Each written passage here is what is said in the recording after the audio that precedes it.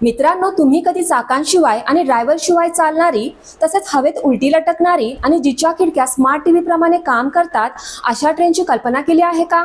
आणि जर नसेल केली तर श्वास रोखून धरा. आजच्या या व्हिडिओमध्ये आपण चीनच्या रुलावर धावणाऱ्या चालत्या फिरत्या संगणकाचा आणि वाऱ्याशी स्पर्धा करणाऱ्या ट्रेनचा थरारक प्रवास पाहणार आहोत. पण त्या अगोदर जर तुम्ही माझ्या चॅनलला अजून सबस्क्राईब केलं नसेल तर प्लीज माझ्या चॅनलला सबस्क्राईब करा आणि माझ्या व्हिडिओला लाईक करा. चला तर मग अभियांत्रिकीच्या या धोकादायक आणि रोमांचक प्रवासाला सुरुवात करूया. क्रमांक 5, ऑटोनॉमस रेल रॅपिड ट्रान्झिट. या यादीत 5व्या क्रमांकावर एक अशी रेल्वे आहे जिला पाहून मोठे मोठे शास्त्रज्ञही थक्क झाले होते. सामान्यतः रेल्वे चालवण्यासाठी लोखंडी रुलाची आवश्यकता असते, पण चीनने म्हटले की रूळ टाकण्यासाठी खूप वेळ आणि खूप पैसा लागतो.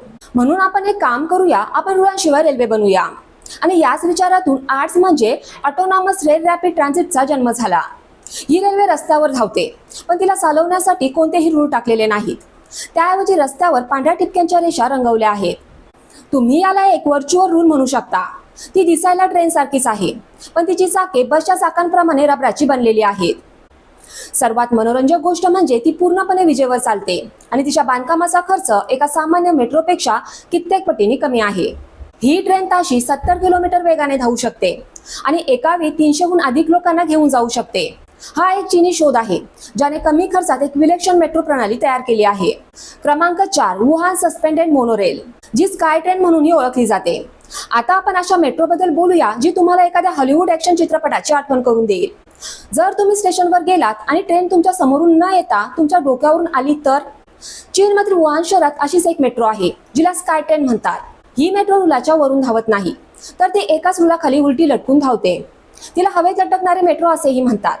पण या ट्रेनचा खरा थरार केवळ तिच्या लटकण्यात नाही, तर तिचा फ्लोअर पूर्णपणे पारदर्शक काचेचा बनलेला आहे. होय, जेव्हा तुम्ही या ट्रेनमधून प्रवास करता तेव्हा तुम्ही संपूर्ण शहर, रेलगाड्या आणि नद्या तुमच्या पायाखालून जाताना पाहू शकता. प्रवाशांना 270 अंश दृश्य पाहायला मिळावे अशा प्रकारे तिची रचना केली गेली आहे. ती पूर्णपणे स्वयंचलित आहे आणि यातही कोणता ड्रायव्हर नाही. चीनने ती वाहतूक कोंडी टाळण्यासाठी आणि पर्यटनाला चालना देण्यासाठी खास करून तयार केली आहे. कल्पना करा, ज्या व्यक्तीला उंचीची भीती वाटते आणि जी या काचेच्या फ्लोअरवाल्या मेट्रोमधून प्रवास करत असेल त्याची काय अवस्था होत असेल. क्रमांक 3, सेट्रोवो.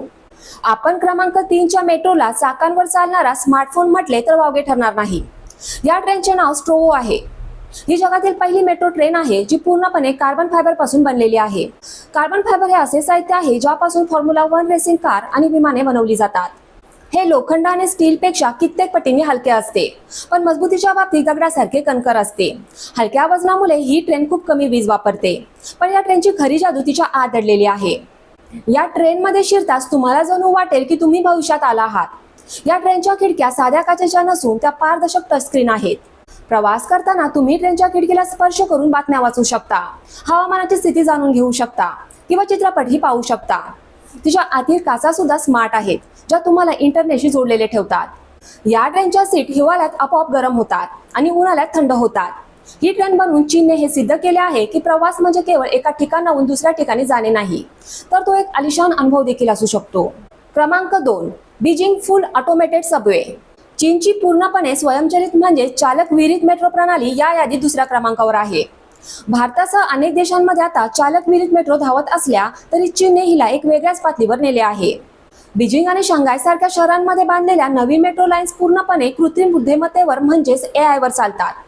या ट्रेनचा मेंदू इतका तल्लख आहे की ती सकाळी ज्या डेपोमध्ये उभी असते तिथे आपोआप जागी होते आणि आपली संपूर्ण प्रणाली तपासते. ती रुलावर येते, प्रवाशांना घेते, दिवसभर रुलावर फिरते आणि रात्री आपोआप रुलावर परत येते. स्वतःला स्वच्छ करते आणि मग स्लीप मोडमध्ये जाते. हे सर्व कोणत्याही मानवी हस्तक्षेपाशिवाय घडते. जर रुलावर काही अडथळा किंवा दोष असेल तर तिचे सेन्सर काही मिलीसेकंदामध्ये ब्रेक लावतात. ती मानवी चालकापेक्षाही अधिक सुरक्षित असल्याचे मानले जात आहे, कारण माणसे चुका करू शकतात, त्यांना झोप येऊ शकते, पण यंत्रे कधीच थकत नाहीत. हा चीनच्या हायटेक कोडिंग आणि सेन्सरचा चमत्कार आहे. क्रमांक 1, ताशी 600 किलोमीटर वेगाने धावणारी मॅग्लेव ट्रेन. आता आपण क्रमांक 1 बद्दल बोलूया. एक अशी ट्रेन जिने जगातील अव्वल अभियंत्यांना घाम फोडला आहे. ही काही सामान्य मेट्रो किंवा ट्रेन नाही, ही आहे चीनची मॅग्लेव ट्रेन. मॅग्लेव म्हणजे चुंबकीय उत्पादन, म्हणजे चुंबकाच्या शक्तीने हवेत तरंगणे. होय, तुम्ही अगदी बरोबर ऐकले. ही ट्रेन रुलांना अजिबात स्पर्श करत नाही. जेव्हा ही ट्रेन धावते तेव्हा ती रुलांपासून काही इंच वर उचलली जाते. हिची चाके आणि रुलांमध्ये घर्षण नसल्यामुळे ती विमानांना टक्कर देणारा वेग गाठते. चीनने अलीकडेच ताशी 600 किलोमीटर वेगाने प्रवास करू शकणाऱ्या मॅग्लेव ट्रेनच्या एका मॉडेलचे अनावरण केले. ताशी 600 किलोमीटर याचा अर्थ जर तुम्हाला दिल्लीहून भोपाळला जायचे असेल तर ही ट्रेन तुम्हाला तिथे फक्त 1 तासात पोहोचवेल. ही ट्रेन इतक्या वेगाने धावते की बाहेरील दृश्य धूसर दिसते. हिचे बांधकाम करणे ही कोणत्याही चमत्कारापेक्षा कमी नव्हते, कारण इतक्या जास्त वेगाने ट्रेनला रुलावर ठेवणे आणि वाऱ्याच्या दबावाचा सामना करणे एक मोठे आव्हान होते. तिची रचना गोळी किंवा रॉकेट प्रमाणे केली आहे, ज्यामुळे ती हवेतून सहजपणे जाऊ शकते.